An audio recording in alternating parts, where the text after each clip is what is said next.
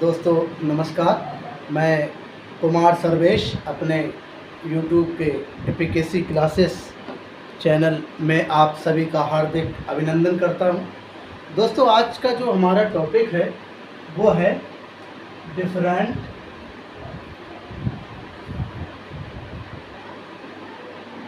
Between micro and macro.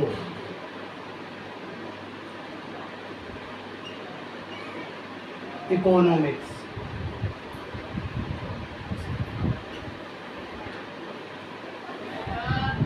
दोस्तों इसमें आज हम बात करेंगे कि इन दोनों में कितना डिफरेंस है। देखिए, सबसे पहले हम बात करेंगे माइक्रो इकोनॉमिक्स। माइक्रो इकोनॉमिक्स ये 3 भागों में इसको बांटते हैं। मैं पहले इसको क्लियर कर दूं। ये पहला है पदार्थ कीमत निर्धारण। पदार्थ कीमत निर्धारण। फिर दूसरा आता है साधन कीमत निर्धारण। साधन कीमत निर्धारण। इसको कहीं कहीं पर वितरण का सिद्धांत भी कहते हैं। वितरण का सिद्धांत। और तीसरा जो है वो है कल्याणकारी अर्थशास्त्र। कल्याणकारी अर्थशास्त्र। ये 3 भागों में माइक्रो इकोनॉमिक्स को बांटा गया है। ये जो तीनों भाग हैं, पूरी जो माइक्रो इकोनॉमिक्स को हम जो पढ़ते हैं तो इन तीनों भागों में ही माइक्रो इकोनॉमिक्स को कहीं ना कहीं उसमें समावेश किया गया है। अब इसको देख लेते हैं। पदार्थ कीमत निर्धारण में 2 चीज़ें आती हैं। पहला डिमांड थ्योरी। डिमांड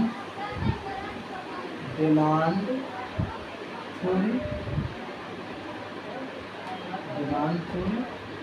और इसमें आता है प्रोडक्शन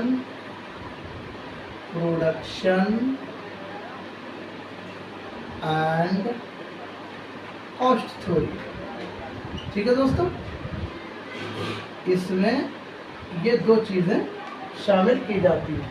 पदार्थ कीमत निर्धारण के जो सिद्धांत है, इसमें हम डिमांड थ्योरी को पढ़ते हैं और प्रोडक्शन थ्योरी को पढ़ते हैं तथा कॉस्ट थ्योरी भी इसमें शामिल करते हैं। अब आ जाते हैं इस वाले पार्ट पे। इसमें हम देखते हैं, इसमें भी कई पार्ट हैं। जैसे इसमें है आपका लगान, दूसरा है ब्याज, तीसरा है आपका लाभ, और चौथा है मजदूरी। दोस्तों ये 4 प्रकार से इसको बांटा गया है। जब भी हम बात करेंगे साधन कीमत निर्धारण सिद्धांतों की, ये भी एक माइक्रो इकोनॉमिक्स का ही पार्ट है, तो उसमें 4 चीज़ें शामिल की जाती है। इसे वितरण का सिद्धांत भी कहते हैं। इसमें 4 चीज़ें क्या क्या? लगान, जो कि भूमि को देय होता है, उसको हम लोग शामिल करते हैं। फिर ब्याज, जो कि पूंजी जो लगाता है तो पूंजी के बदले में उसका पारितोषिक। और तीसरा है इसका लाभ, जो कि एक उद्यमी जो है वो अपना काम करता है, यानी एंटरप्रेन्योर जो काम करता है तो उसको लाभ की उम्मीद रहती है, तो ये उसको प्राप्त होता है। और चौथा जो है वो है मजदूरी, यानी कि जो उसमें श्रमिक काम करते हैं, जो लेबर लगी हुई होती है, उनको ये प्राप्त होता है। अच्छा, तीसरा इसका जो पार्ट है वो है कल्याणकारी अर्थशास्त्र। दोस्तों, कल्याणकारी अर्थशास्त्र में भी इसको, ये तीसरा पार्ट है माइक्रो इकोनॉमिक्स का। कल्याणकारी अर्थशास्त्र में वे सभी सिद्धांत हैं जो कि एक का कल्याण के बारे में बताते हैं तो दूसरे की उसमें कहीं ना कहीं वो उसका कल्याण को कम कर रहे होते हैं। ठीक, वो धीरे धीरे हम लोग आगे के वीडियोस में देखते चलेंगे। ये तो बात हुई माइक्रो की। अच्छा, माइक्रो के बाद में अब हम बात करेंगे मैक्रो की। तो मैक्रो क्या है, ये क्लियर करके मैं आपको समझाता चलता हूँ। बेसिकली हमने जो अभी देखा तो माइक्रो में हमने उसके पार्ट्स भी देखे। अब हम बात करेंगे मैक्रो की। मैक्रो इकोनॉमिक्स क्या है?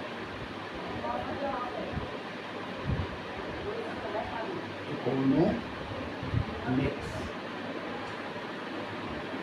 देखिए दोस्तों, माइक्रो जो है वो कहीं ना कहीं इंडिविजुअल की बात करती है, जो हमने अभी पढ़ा है, 3 पार्ट उसके बताए हैं।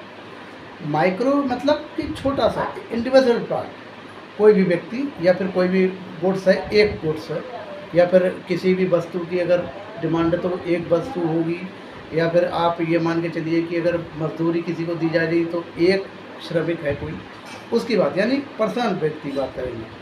और जो मैक्रो है इसका मतलब होता है ब्रॉड लेवल पे, एक पूरे मतलब देश बड़े लेवल पे एक चीज़, यानी कि बड़ा कंसेप्ट है।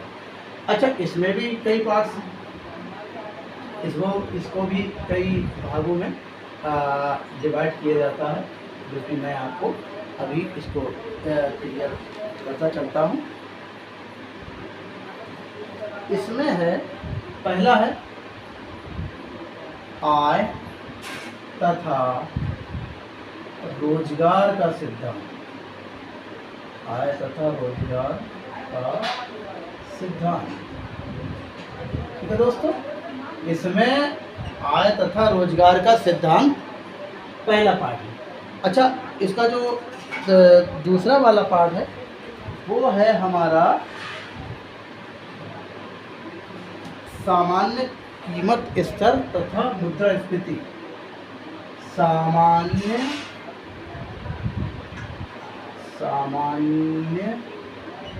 कीमत स्तर तथा मुद्रास्फीति।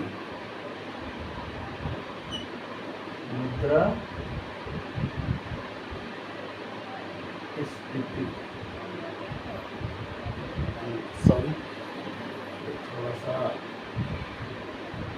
सामान्य कीमत स्तर तथा मुद्रास्फीति।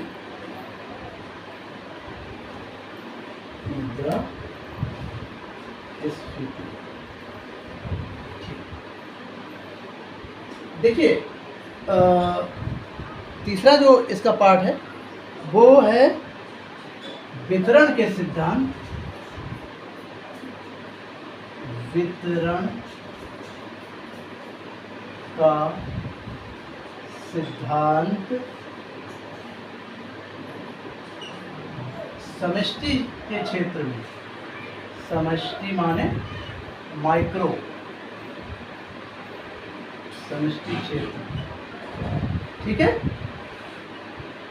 अब देखो, ये मैक्रो इकोनॉमिक्स है, तो मैक्रो इकोनॉमिक्स में हम इसको भी 3 भागों में हमने बांट लिया और ये पढ़ा जाता। तो पहले में क्या है, आय तथा रोजगार का सिद्धांत।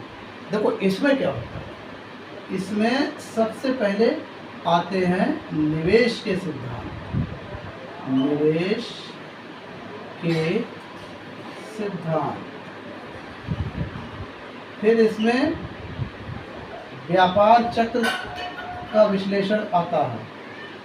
व्यापार चक्र विश्लेषण,